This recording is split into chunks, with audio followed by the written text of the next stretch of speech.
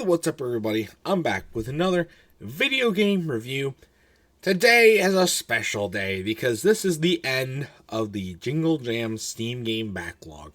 At least the game reviews. There's still game videos that I gotta make, but they'll probably finish going up before this one does. Hopefully.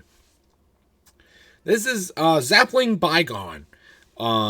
Like I said many times before, and today's going to be the last time I say this in a game review for hopefully a long time, probably ever. I don't know. I'll say it again at the end of the video, but if you want to do the Jingle Jam Steam Bundle this holiday season, all you got to do, $35 through the Yogscast, get you a bunch of good games to play, really good deal, and all the money goes to charity. So it's a really good thing, and I would 100% recommend doing it if you get the chance to.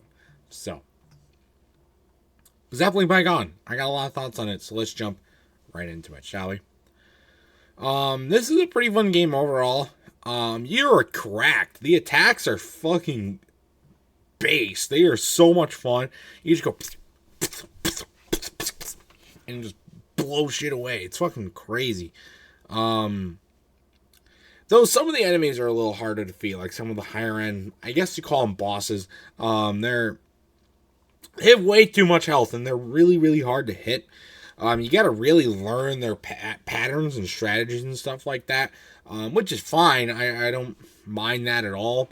But it's definitely something that you got to get used to, especially in tight corridor situations. And the fact that you really can't take that many hits, and there's a lot of enemies in the game that you got to fight, and some of them you can't even kill because they're just spike things on the ground. So, also, what are we supposed to be exactly? Are we just like the skull spine thing? Or are we like a being or an alien? It's not very specific. I think we're just a Zapling, I think it's what it's called, because it's Zapling Bygone. But I don't know. But our character's pretty cool, though, because it can attack and do cool things. So that's pretty cool. The direction's a little vague in this game as well, though there is a cool, like, openness to the game. You can, take different paths and see different things. In the beginning, it definitely has the overall feel of, like, a platformer. Like, you're doing a lot of things like you would do in a platformer. You're going through levels, fighting bosses, kind of stuff like that. But there's different pathways you can take and different places you can go, and it definitely makes it feel more like an open... It's not open world, but it definitely has a little bit more of a pick your own path, do this, do that.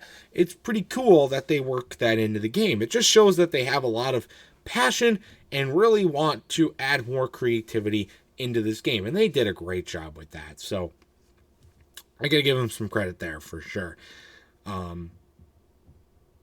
But, there's some, obviously a lot of the times, I think there's a little bit too many enemies in this game. I think the overabundance of them makes it a little hard to work through some of the areas of the levels. But again, that's where the openness comes in, because there's places that really don't have any enemies that you can go through. There's places that have a lot of enemies. But, there's more direct paths and more longer paths, but that doesn't really make a huge difference at the end of the day.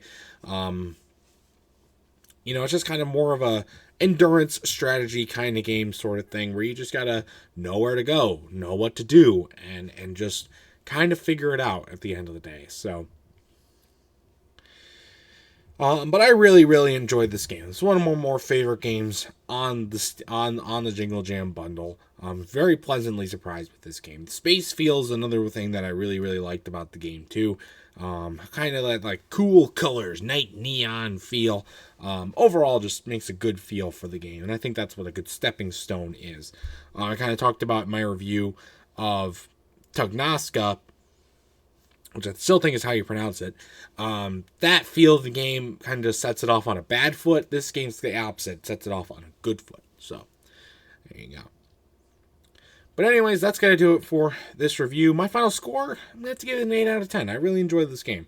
It was a lot of fun. I 100% recommend giving it a try if you have the chance. So, either with the bundle or not. So, but that's going to do it for this review. If you've ever played Zapling Bygone, I'd love to know your thoughts about it in the comment section down below. But that's not doing it for this video just yet. Like I said, this is the last game on the Jingle Jam bundle. I gotta say, I'm really glad that I did the bundle. I don't know if I'm going to do it again next holiday season. It's a lot of games, but you know, the fact that I was donating is a big push because it's cool. It's better to donate than not, and I like that. So that's pretty cool. But I don't know. It's a lot of games, and a lot of them. There was a lot of games that I enjoyed, but there were definitely a lot of games that I could care less to have, and some of them I haven't even tried yet at the time making this video, and it's April, late April. I guess that dates the video. It's probably going to go up a lot later than that. But you know what I mean? It's just a lot. And I don't know if I'm going to do it again. But if there's an overwhelming push for me to get it again, maybe I will. But I don't know. I'm okay with not getting it again, but I might. We'll see. But like I said before, I would 100% recommend you give it a try at least one time. It's a good cause, and I think you'll see that it was at least partially worth it in the end. I say giving the money to charity was a good thing to do, and also just having the games is cool to do at least once. So, but that's gonna do it though for this video now. If you got stay tuned for much more amazing content, including more game reviews. I got more on the backlog, even though the Steam games are done. But until next time, I'll see you guys later. Goodbye.